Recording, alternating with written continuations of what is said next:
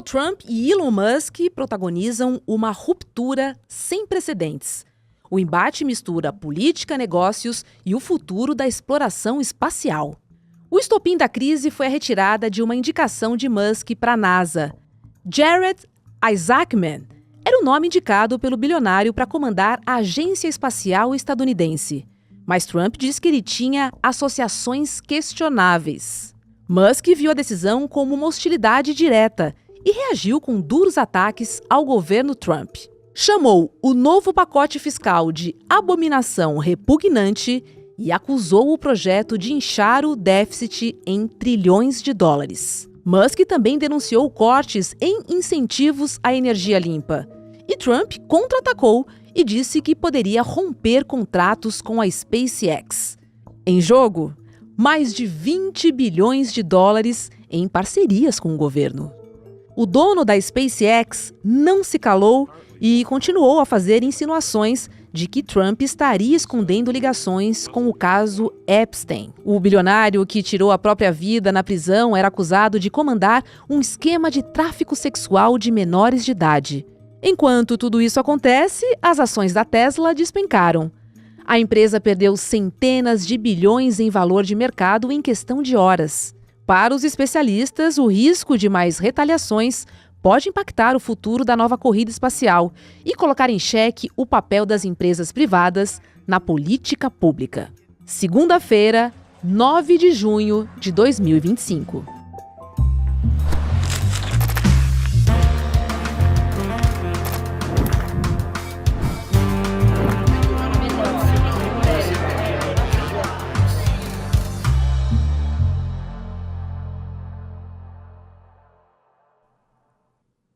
Olá, seja muito bem-vindo, seja muito bem-vinda. Eu sou a Roberta Garcia e este é o videocast Em Detalhes. Aqui sempre com um convidado ou uma convidada, a gente vai mergulhar e analisar um tema do nosso dia a dia. Hoje eu converso com o historiador Brian Pitts, diretor assistente do Instituto Latino-Americano da Universidade da Califórnia, a UCLA de Los Angeles. Oi, Brian. É um prazer recebê-lo aqui no Em Detalhes. Tudo bem, obrigado por me convidar hoje.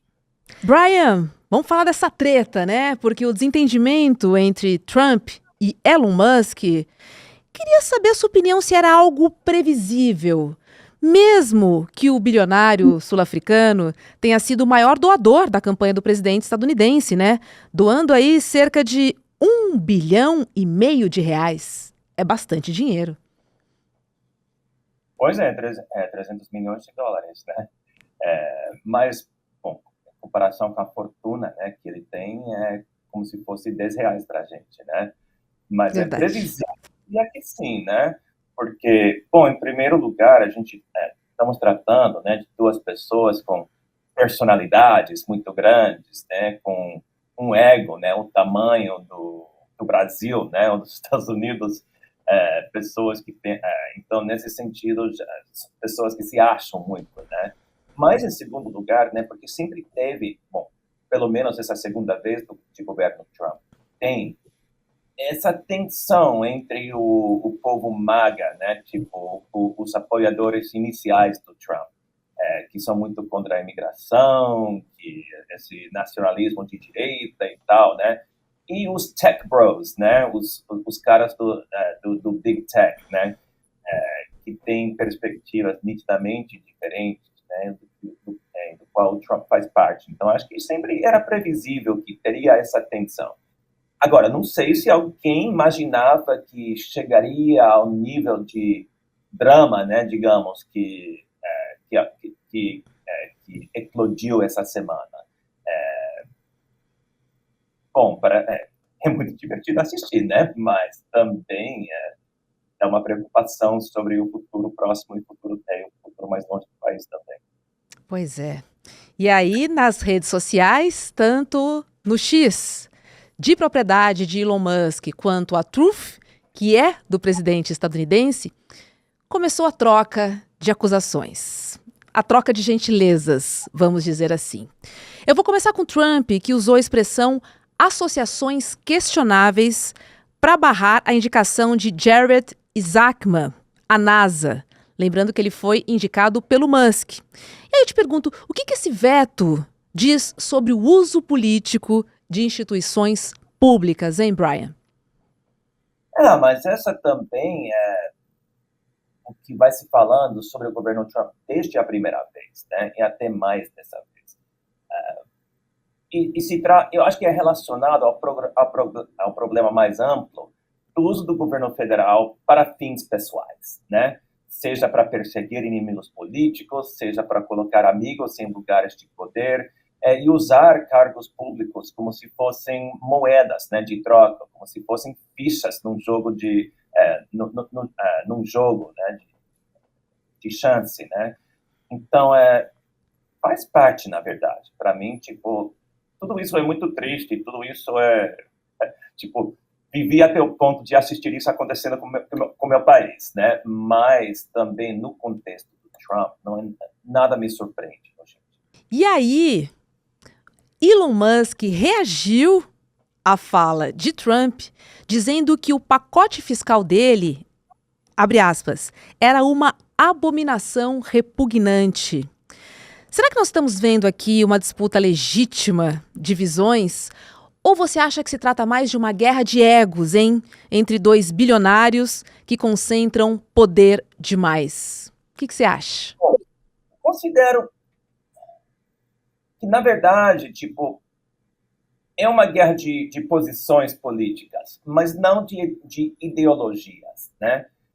Por exemplo, eu acho que o Trump pode até ter razão quando ele diz que o motivo verdadeiro que o Elon está irritado com ele não é porque o novo orçamento vai levar o país para a beira do abismo, né, em termos fiscais, mas realmente porque na questão do crédito de impostos para carros elétricos, né, que acaba ajudando muito para a Tesla, só para explicar um pouco, né, para quem está no Brasil, cada pessoa que paga imposto de renda e compra um carro elétrico durante o ano anterior pode receber um crédito de até $7.500 no imposto de renda. Então, digamos, fim do ano você ficou devendo $10.000 para o governo federal, mas você comprou um carro elétrico, agora você deve só $2.500.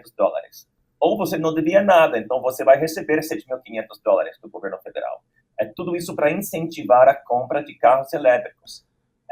Agora, no novo orçamento, estão falando sobre cortar esse benefício para os tributários e também para as empresas que fazem carros elétricos, né? E isso vai ter, obviamente, né? Vai ser um problema, né, para a empresa do Musk. Então, Trump diz que ele acha que isso é um fator, né? E muito provável que ele tenha alguma razão nesse sentido. Agora estamos falando do presidente estadunidense que travou uma disputa, ou melhor, um atrito, ou ainda melhor, uma briga de ego com o bilionário Elon Musk. Se a gente for pensar nessa queda de braços, Brian, quem você acha que leva? Então, eu acho que o homem mais rico do mundo, né, tem muito poder. Agora, o presidente dos Estados Unidos pode ter mais poder ainda, né, porque a gente já viu como o Trump utiliza a máquina do governo federal para perseguir seus inimigos políticos, né? O exemplo mais claro que estamos enxergando nesse momento é a briga que ele comprou com Harvard University, né? Retirando os financiamentos das universidades como Harvard e como Columbia, também até ameaçando fazer conosco aqui, com a gente aqui na também. Mas então, o governo tem esse poder de retirar benefícios em termos de impostos, né? De retirar financiamentos, de mudar leis, ou a maneira que a lei é fiscalizada pelo governo federal. Então, eu acho muito perigoso, pela parte do Elon Musk, ficar tipo uma expressão que a gente tem em inglês poking the bear, cutucando o urso, né? Nenhum urso vai acordar e vai morder, né? Então, por isso que fiquei muito surpreendido ontem, né? Quando o Elon quando ele acalentou as coisas ainda mais, né, dizendo que o motivo que todas as informações sobre o escândalo com Jeffrey Epstein, né, não foram que o Trump não está querendo Revelar, né? Tornar revelar, né, público. Aham. porque ele está incluído, né, supostamente, entre os clientes, né, do Jeffrey Epstein. Eu achei isso muito, a gente fala below the belt, né, embaixo do cinto. E perigoso, né, tipo, chegar nesse nível pessoal de ataque. Então, fiquei até surpreendido quando fez isso. Na sua opinião, o Elon Musk deve se concentrar mais agora nos seus negócios, sabendo que a Tesla deixou de vender muitos veículos elétricos e está ameaçada, inclusive, de perder investimento estadunidense na sua corrida espacial, inclusive. Agora, você acha que depois desse capítulo, Elon Musk deve se retirar da vida pública ou você acha que ele deve investir numa nova frente, entendendo que a ideologia dos dois não é diferente, né? Mas ainda assim, você acha que ele se torna um adversário político de Donald Trump? Duvido, né, porque, em Uhum. primeiro lugar, se lugar de verdade para as empresas dele, e se ele for focar nessa questão, não ajuda em nada a provocar o governo federal, né? Então, mas depende, né? Tipo, eu acho que ele já, desde que ele entrou no governo, no começo desse ano, ele está sofrendo muita pressão da própria empresa, né?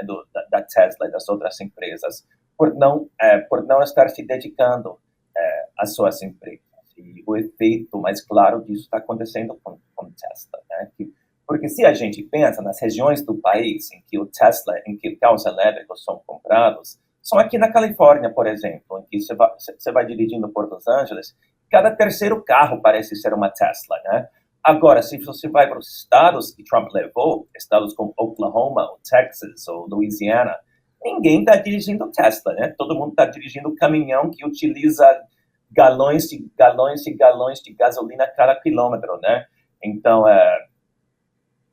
para empresário, né, ficar provocando justamente os clientes, né, as pessoas com uma consciência mais ecológica, né, que compram Tesla, e agora ficar provocando os seus clientes não é uma boa decisão política, né? Então, acho que ele está percebendo isso e voltando para as empresas dele. Mas também o cara é poderoso, ambicioso e um pouco louco, né? Então, eu acho que vai ser muito difícil para ele resistir, fazer comentários de vez em quando. Mas acho que, por enquanto, a atuação dele direta na política está pausada. Mas, olhando bem, tipo, uma outra coisa que ele disse na quinta-feira foi que ele propôs o impeachment do Donald Trump e colocar o J.D. Vance, vice-presidente, como presidente. Então, pode ser que ele pensa, né, que se deu ruim com um presidente, ele pode tentar de novo com outro presidente, né? Brian, você acha que algum dia Elon Musk e Donald Trump já se deram bem? Acho que para mim foi sempre um casamento de conveniência, né? Tipo, Uhum. ia trazer vantagens para cada um. O Partido Republicano precisa e se beneficia do apoio financeiro, né? Que, diferentemente do Brasil, né? Que as empresas não podem fazer doações para campanhas políticas, aqui podem.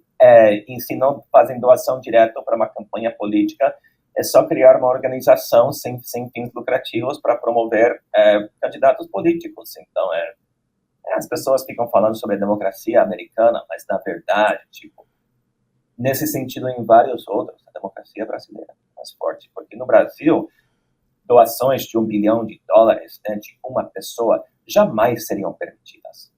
E o bate-boca continua, né? Cada um na sua rede social. E aí o Trump, na Truth Social, que é a rede dele, ele disse o seguinte, se referindo a Elon Musk, abre aspas, é um ingrato com ambições messiânicas, fecha aspas. Brian, até que ponto esse embate é uma guerra de narrativas entre dois populismos, o político e o tecnocrático? Bom, essa categoria de populismo é sempre complicada, né? Uhum. Porque muitas vezes é condenada pelos cientistas políticos, né? Dizendo que tipo, colocando em contraste um populismo com a democracia liberal, né? Supostamente, nesse sentido, o populismo seria ruim, né?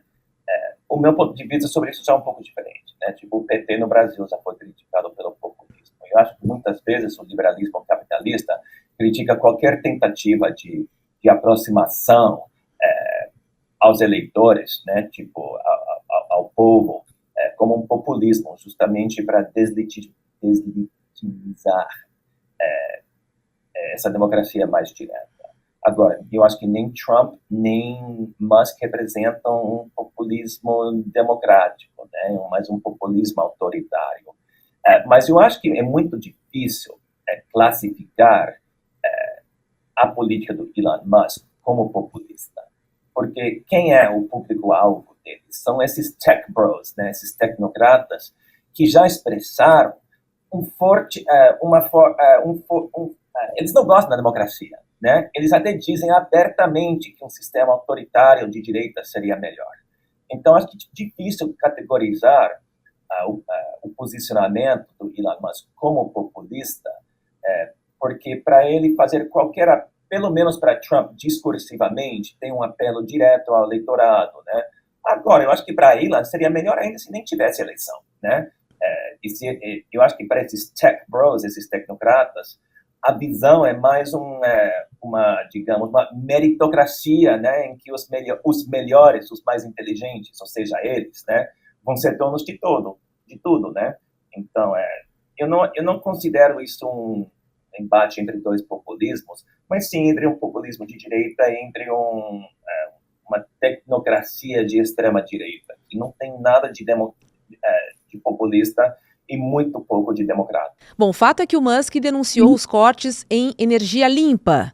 E claramente nós entendemos aqui os cortes nos carros elétricos, né? Os subsídios aos carros elétricos. Você acha que o grupo do petróleo tem alguma influência sobre Donald Trump nessa decisão também? A gente entendendo que eles também doaram para a campanha de Donald Trump e fazem parte do governo, inclusive. Pois é, e vamos falar em termos históricos, né? Não é nada nem um pouco surpreendente pensar que as empresas de petróleo podem ter uma influência no governo dos Estados Unidos. A gente enxerga isso tanto nos governos de direita como nos governos de, entre aspas, esquerda, né? Entre os republicanos e democratas tem isso em comum, que o oil lobby, né, o lobby do petróleo, tem uma influência extremamente forte. E eu acho que deve ter no Trump também, especialmente levando em conta que o Partido Democrata, pelo menos dizem gostar, né, da energia limpa e tal, mesmo estando controlados até um certo ponto pelas empresas de petróleo. Agora, a direita não tem nenhum interesse em energia limpa, né? Para eles, vamos poluir todo mundo, não vai ter problema, né? Tipo, o aquecimento global é um mito de qualquer maneira. Então, sempre foi até um pouco contraditório ter alguém de direita ficar dizendo que vamos ter mais energia limpa, né? Que nem remete o que eu falei mais cedo sobre o Trump, o Musk ficar alienando os seus clientes, né, que são mais progressistas, mais ecologistas, né? Então, eu acho que, por enquanto, pelo menos, num embate entre o poder econômico da energia limpa e o poder econômico do petróleo, o petróleo ganha cada vez. Eu queria te ouvir sobre esse embate entre os bilionários estar acontecendo nas redes sociais, Brian. Isso representa um novo tempo e mais. Isso mostra que as instituições estão sendo substituídas pelo espetáculo das redes sociais? Eu acho que, na verdade, a gente já pode ter começado a fazer essa pergunta no último governo Trump, ou se não no último governo Trump, durante o governo Bolsonaro no Brasil, em que os debates políticos no Brasil aconteciam quase exclusivamente nas redes sociais, né? E continuam, bom, pelo menos na direita do Brasil, continua a ter assim. Então, acho que isso não representa novidade, né? Representa, talvez, a intensificação de uma tendência que já ia se evoluindo há ao longo das últimas décadas.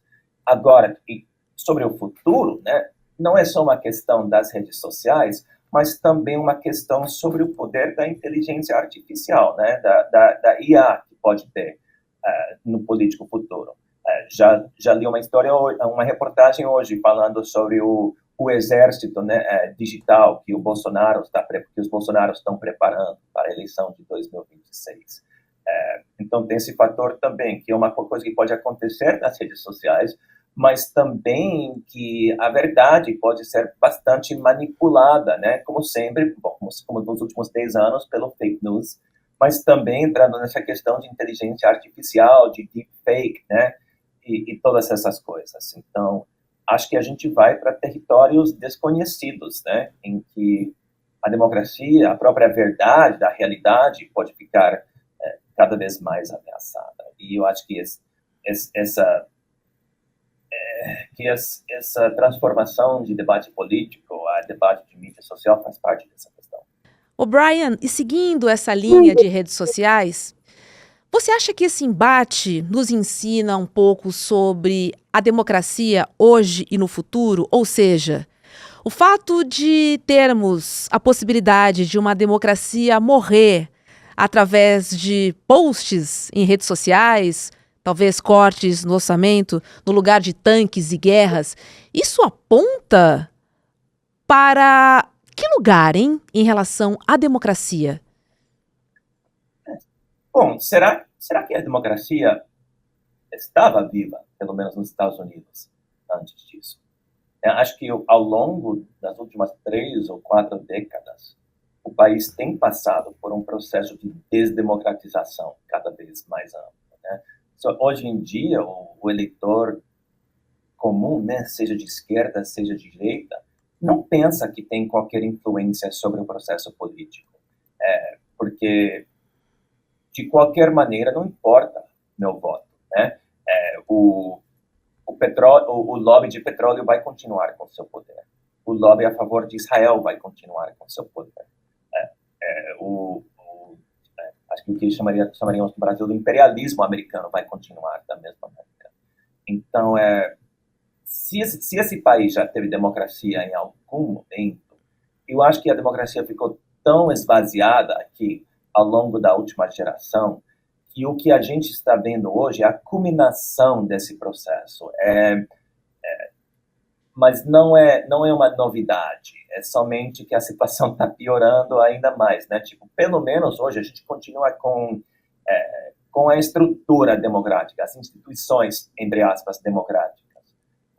A ameaça que temos agora, né, que nem os limites, o que sobrava, né, do Estado de Direito, por exemplo, está sendo abalado pelo governo Trump, né? Que a lei parece não aplicar ao governo. E se eles não gostam de uma lei, de uma ordem judicial, eles simplesmente não cumprem, né? Como já vimos com essa questão de imigrantes deportados para El Salvador. Então, eu acho que o que está acontecendo agora é mais uma questão de tirar a máscara. Continuamos, pelo menos, com uma máscara democrática, que agora nem isso que a gente vai ter. Talvez agora que está ficando tão claro que temos um Estado autoritário e uma democracia quase morta, né? Talvez agora exista alguma esperança de reverter essa questão, agora que ficou tão aberto, ou talvez esteja tarde demais, não sei. Interessante você falar nas máscaras sendo retiradas, né? Só que dessa vez numa guerra virtual. É bom pontuar isso, porque representa aí uma mudança no comportamento mundial. E eu acho que é inerente aos avanços tecnológicos, né? Acho que não tem como fugir muito disso, como você disse. Com a televisão, né? Com a rádio, com a invenção da prensa, né? Acho que cada vez que tem um avanço tecnológico, a política vai se evoluindo também. Agora, é possível um país manter políticas públicas estáveis se as suas maiores empresas forem reféns da política ou até da vingança aí dos seus líderes populistas? Tá difícil dizer, né? Porque a democracia estadunidense sempre foi um casamento entre o poder político e o poder econômico, né? Tipo, desde o século XIX. Então, as empresas sempre foram... será que nesse país as empresas são reféns do governo? Ou será que aqui o governo é refém das empresas, né? Em termos históricos, é mais o segundo que a gente está enxergando. Uhum. Então, se o Trump pode reverter isso para fazer das empresas um refém do governo, não sei, mas historicamente falando, é o governo americano que é refém das empresas. Sobre esse embate entre Trump e Elon Musk, para a gente encerrar, você acha que nessa disputa a verdade realmente importa? Não, de forma alguma, né? Porque, bom, em primeiro lugar, como você destacou muito bem, essa briga está acontecendo nas mídias sociais, onde a verdade é extremamente maleável, né? E não acho que tem muita importância, não. É uma briga de personalidades e de interesses econômicos, mas uma briga de ideologias, acho que não. Que eu acho que isso realmente deve ser deve soar algo muito conhecido, né, para quem está no Brasil. Porque aqui nos Estados Unidos sempre ficamos com essa ideia, mentirosa, mas essa ideia que nossa política tinha alguma nobreza, né, por ser mais ideológica, enquanto no Brasil, né, os políticos são mais fisiológicos, né? Mas eu acho que o que está acontecendo hoje nos Estados Unidos, hoje em dia, estamos virando talvez mais, entre aspas, brasileiros, né? Que a ideologia não está importando por nada. E no Brasil, isso sempre foi reconhecido, né? Que os políticos seriam fisiológicos e não ideológicos. E pode ser que sempre foi assim aqui, mas outra vez a máscara está sendo retirada, né? E nosso sistema está virando cada vez mais fisiologista também. Vamos fazer só um exercício de futurologia rápido aqui.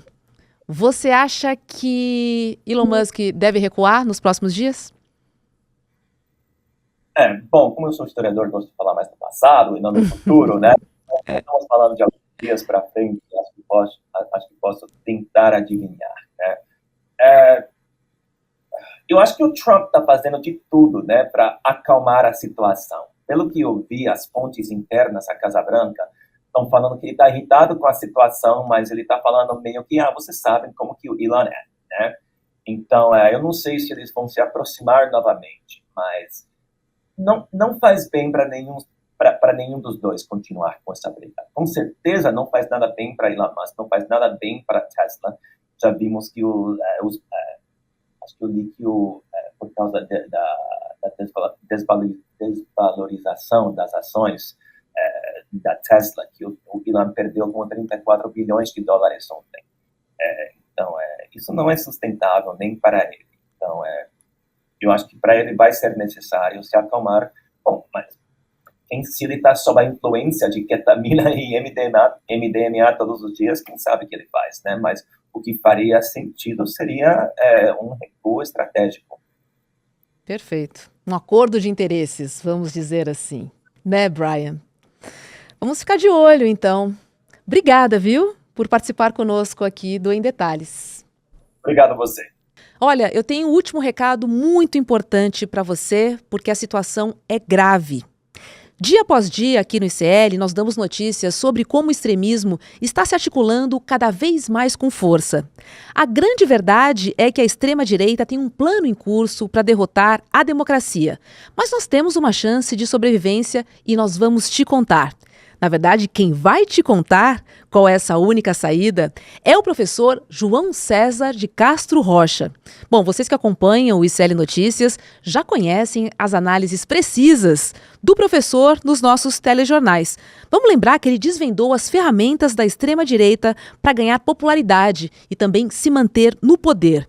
Agora ele preparou essa super aula para compartilhar, todo esse seu valioso conhecimento. Vai ser no dia 15 de junho, que é um domingo, às 8 horas da noite. E aí o ICL, então, te convida para essa aula aberta e online, que se chama A Semente do Caos, com o professor Castro Rocha E essa aula terá a mediação de Eduardo Moreira. Lembrando que essa é uma aula magna, é uma aula muito importante, porque nós estamos num momento decisivo para quem acredita que o conhecimento e a ação coletiva são as nossas melhores ferramentas. Então não fique de fora e garanta mesmo agora a sua vaga acessando emdetalhesicl.com.br. O Em Detalhes de hoje fica por aqui. Para você que nos acompanha pelo YouTube, segue a programação do ICL com Mercado e Investimentos e logo depois tem Rolê ICL. Muito obrigada pela sua companhia e a gente se encontra aqui na programação. Tchau, tchau. Olá, meu nome é João César de Castro Rocha. Eu acabei de gravar uma aula aqui no ICL tentando mostrar que existe um plano em todo o mundo e também no Brasil que a extrema-direita utiliza para conquistar corações e mentes, vencer eleições e transformar democracias em estados autocráticos. Dia 15 de junho, um domingo às 20 horas.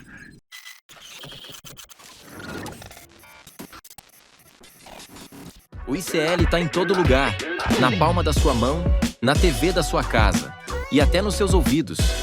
Para ir além da manchete e mergulhar com apuração e contexto de verdade, acesse iclnoticias.com.br. Siga o ICL, compartilha e vem com a gente. Informação para quem pensa.